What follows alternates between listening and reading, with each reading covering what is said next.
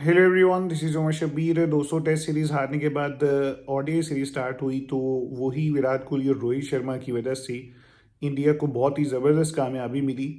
और जब test series में साउथ अफ्रीका जीता था, मैंने एक चीज़ कही थी कि साउथ अफ्रीका को अपनी सेलिब्रेशंस करते हुए बहुत ही मोहतात रहना होगा।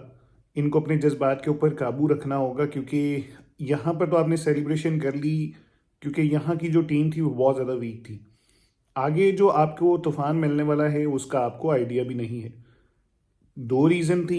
एक रीज़न ये कि आपने इंडिया को हराया, सेलिब्रेशन आपने बहुत ही ज़बरदस्त की। और दूसरी रीज़न ये है कि खुद को सही प्रूव करने के लिए कि हम टेस्ट में भी डिज़र्व करते थे, उनकी ज़बरदस्ती रिटायरमेंट करवाई गई। रोहित शर्मा और विराट कोहली अपनी फिटनेस को, जो भी उनके ऊपर एलिगेशंस लगाए जाते हैं कि आप प्रूव करें, अगर आप फिट हुए तो हम आपको रखेंगे। एक तो उन्होंने गौतम गंभीर और सारे वो लोग जो उनको गलत प्रूव करना चाहते हैं कि इनकी टीम में जगह नहीं बनती, उनको जवाब देना है। और दूसरा फिर जो आप सेलिब्रेशंस कर रहे हैं कि हमने इंडिया को इनके घर में हरा दिया, इन दोनों चीज़ों का जवाब देंगे रोहित शर्मा और विराट कोहली। आज वही साउथ अफ्रीका के साथ हुआ। सेलिब्रेशंस तो उनकी बनती थी क्योंकि कुछ इंडियन प्लेयर्स ने उनको बोना भी कह दिया था। उनको आप कह लें कि एब्यूजिव लैंग्वेज भी यूज़ कर ली थी उनके अगेंस्ट। तो उन्होंने सेलिब्रेशन तो बहुत तगड़ी की, लेकिन वही हुआ जो मैंने कहा था। और जैसे ही ये सीरीज़ जीते थे, मैंने उसी वक्त वीलॉग बना के ये बात कही थी। आज आपने देखा है कि बाकी सारी टीम आज भी इंडिया की फ्लॉप थी। और यहाँ पर क्योंकि हेड कोच जो हैं उनका जो उनकी नीच पॉलिटिक्स कह लें, उनका जो एक हिपोक्रिटिकल बिहेवियर वो नहीं चल सका। ओडीआई से ये विराट कोहली और रोहित शर्मा को नहीं निकाल सके। तो आज 200 स्कोर जो ऑलमोस्ट था वो सिर्फ रोहित शर्मा और विराट कोहली का था। बाकी आप टीम देखें, उसके बाद सिर्फ केएल राहुल, और वो भी क्योंकि कैप्टन थे, उन्होंने बहुत ही रिस्पॉन्सिबिलिटी के साथ खेला क्योंकि जीत और हार के जिम्मेदार आज वो थे। उसके अलावा कोई भी ऐसा बैट्समैन अभी भी टीम में मौजूद नहीं है कि अगर विराट कोहली और रोहित शर्मा नहीं चलते तो वो बहुत अच्छा स्कोर कर जाता।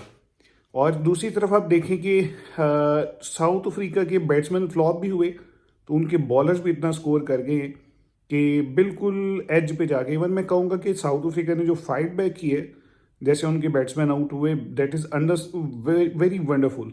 यानी मैं ये बात कहता हूँ कि अगर आप सही से देखें तो इंडिया जीत कर भी शायद वो उतना ज़्यादा मज़े में नहीं होगा कि यार हमने बैट्समैन आउट कर दिए थे, हमें तो 200 के अंदर अंदर सबको आउट कर लेना चाहिए था।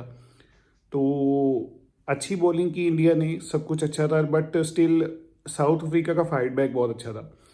लेकिन रोहित शर्मा और विराट कोहली के स्टैट्स को अगर आप हटा दें तो इंडिया के स्टैट्स ओडीआई में भी किया है।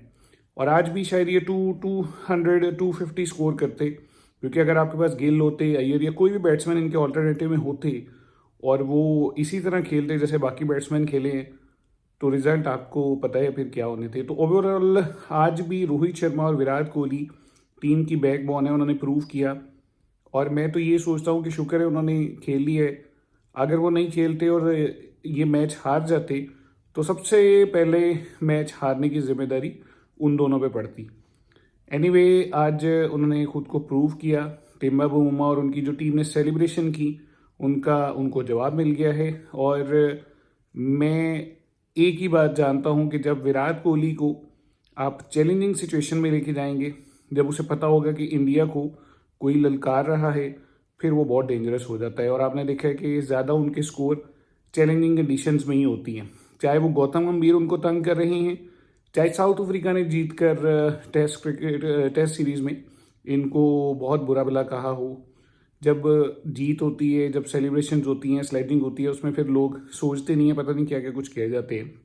तो बुमराह वगैरह ने जो भी उनको कहा था, उसके रिस्पॉन्ड में उन्होंने जीत कर बहुत ही उल्टे पुल्टे इशारे किए थे, और फिर आज उस उन इशारों का बदला ले लिया है। एनीवे ऐसी ही अगर इवन पूरे अब सीरीज में ये लोग सारे मैचेस जितवाने में नहीं भी जाते, फिर भी ये प्रूव होता है कि उन्होंने अपनी जगह को जस्टिफाई कर दिया, क्योंकि हर मैच में हर बंदा परफॉर्म नहीं करता। इसलिए विराट कोहली और रोहित शर्मा की जो परफॉर्मेंस है, that is still telling this कि ये बेस्ट बैट्समैन है इंडिया के पास अभी तक।